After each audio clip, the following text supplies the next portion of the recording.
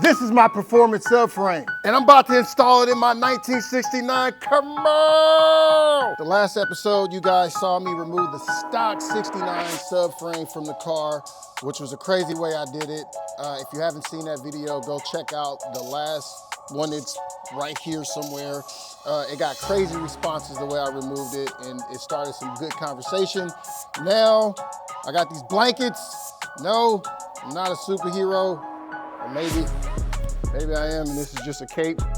No, it's not. Let's keep going. The plan is to install this bad boy without scratching it. So I'm using some very intuitive, very particular methods, like blankets. The Grinch blankets. And I also got some moving rags, and I'm gonna take as many precautions as I can so I don't scratch the Cerakote. So let me grab the rest of my features for this bad boy, and we'll try to move it over to the 69 Camaro so we can install it. And we're off. I'm gonna start by using my durable Grinch blankets to cover the subframe.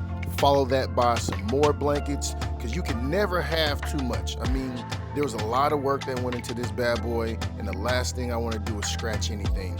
Next, I'm gonna get the wheel dollies to put at the back of the subframe. I'm gonna slide my jack underneath the front. It's gonna hit those Grinches. I'm sorry, Grinches. Please forgive me. Your sacrifice won't go unnoticed. Next, I'll raise the back of the subframe so I can remove the jack stands, and then I'll place my wheel dollies back there for support. It'll make it a lot easier to slide, because we want to slide nice and easy. Then I'll go ahead and lower the frame onto those dollies. I'll lower the front, but I'm gonna keep the front on the jack, and here we go. This is where it can start to get sketchy. And we're off. It's a slow race, but we're off. It's like the tortoise and the hare. I'm definitely the tortoise right now, trying to get to the finish line. Now, I'm not gonna say this is sketchy, because it's not. You know, they say if you don't admit to it, it never happened.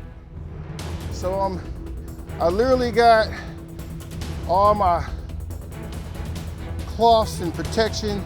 I got my dollies, I got my jack stand, and I'm just like slowly, carefully inching this bad boy over.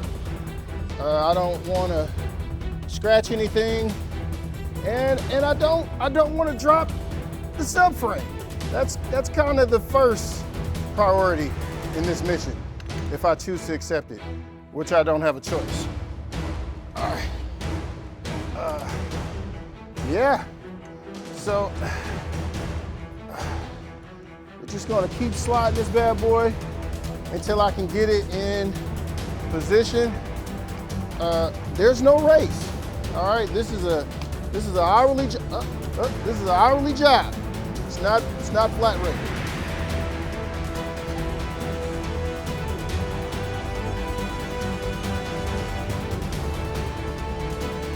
We will get there. I don't know when, but it will be sometime today. I'm getting super, super close to getting this bad boy in.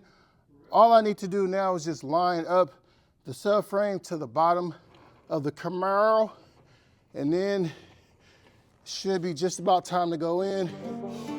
I might just close my eyes. I'm thinking about just closing my eyes and let my aura do the rest of the work. And guess what? It worked. I was able to use my aura to line up the subframe. The subframe is in position-ish. It's you know, just gotta tweak a hair. You know, squint my left eye a little bit and it'll be straight. But before I do that, I have to address one thing. This is the Dirty Dingo mount that I use for the original subframe. And it's cool because it has this slide feature. It allows you to move the engine and transmission front and back. But this isn't wide enough to fit on the RIDETECH subframe, and I'll show you why. The RIDETECH subframe comes with the bushings already mounted to the frame, and this is their mount. All right, it's a lot wider. It's a lot wider. And if you see, I'll ever so gently with my smooth hands slide that on. That's what I want. I won't be able to do that with the Dirty Dingo mounts because they're not wide enough. So what I'm gonna go ahead and do is remove the dirty dingoes. Man, that name is, oh, it gets me every time. And then I'll install the ones that were supplied from RIDETECH. And if you look close, they're actually slotted, so I can still move the engine and transmission forward and backwards if necessary. I'll start by removing the hardware for the motor mount slide plate. Once that's done, I'll go ahead and remove the motor mount itself, but there's an issue. A quick side note, this little tool right here saved my life. It's expensive, but it just paid for itself. As you can see, it's a ratchet that you can put all your little Allen bits and everything in. This thing's amazing. It literally just paid for itself. So I was trying to get the motor plate out, and as you see, it's right behind the header. So I tried to fit my standard Allen in, and look, it's cocked. It only goes in sideways, and there's no way I can get a socket in there. So then I tried to use my hand Allen, and same thing. I can't get it in there.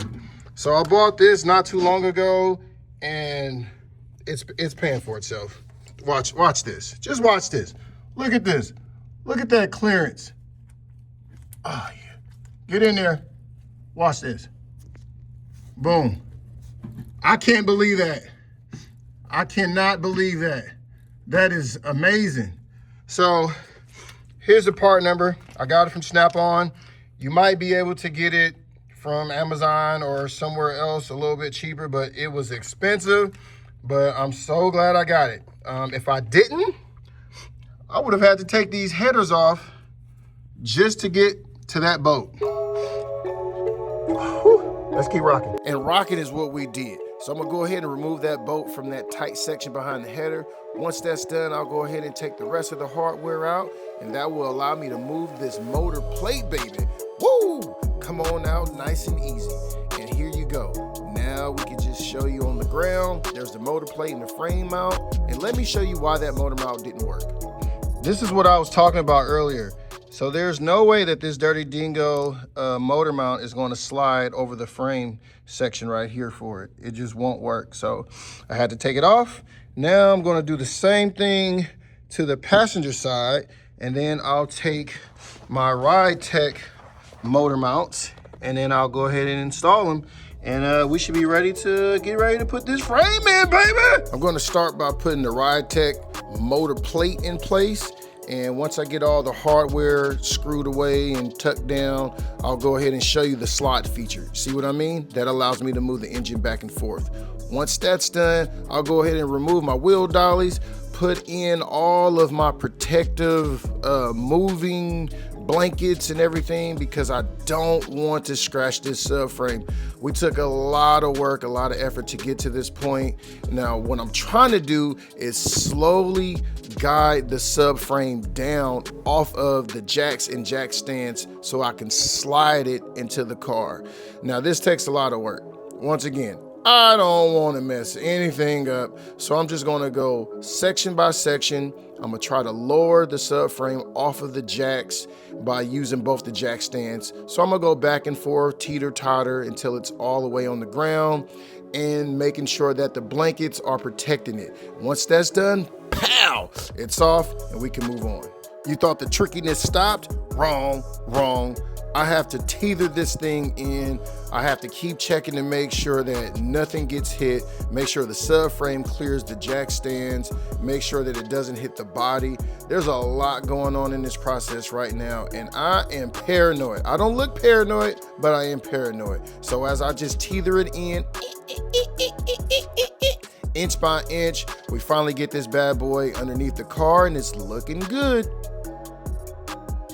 I am now at the point to where I can get ready to taste the finish line of installing this subframe. The only thing I need to do now is slowly jack each side of the front of the subframe up. That way it can go up evenly. And once that happens, I can start mounting the bolts from the subframe to the body of the car and put the frame bushings in between, put the hardware in, da-da-doo, da-da-da, boom, boom, pow! It should be that easy. It should be. Let's rock. Believe it or not, It was pretty easy. I can't believe it. I knocked on wood 13 times before I started putting this subframe in. And the first thing I did was put the front subframe bushings in. I went ahead and got it lined up. Once that thing was lined up, I proceeded to go ahead and raise the subframe up so it can meet the body. This thing was going in too smooth. I put my locking nut in place, put my jack on the side of the car and started to raise the subframe to meet the body. Took the middle subframe bushings out, then I put those in place and then raised those to the body and started locking those in, and then removed my jacks from the side and the front. Once that was done, I gave my Grinch blanket some final snuggles, and here it is, baby. Oh, look at it. Oh, it's so gorgeous. Just any angle. Oh man, I can't believe how well this thing turned out. And just like that, we did it. We did it. The new subframe is in. I can't believe it. That was a tremendo amount of work, but I pulled it off. I mean, look, and I had no idea how much of the subframe would be shown, but this is freaking gorgeous. It's gorgeous. Let me show you any angle. Let me show you any angle. Any angle. I'm super juiced, super satisfied the way this turned out. This was an experiment and it worked.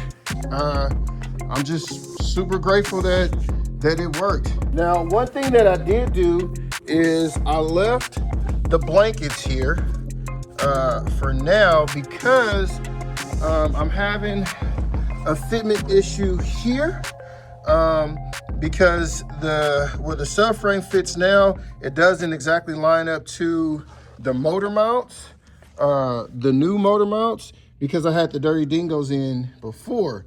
So I have to figure out a way to slide the engine and transmission back just enough so that I can get the new motor mounts in place.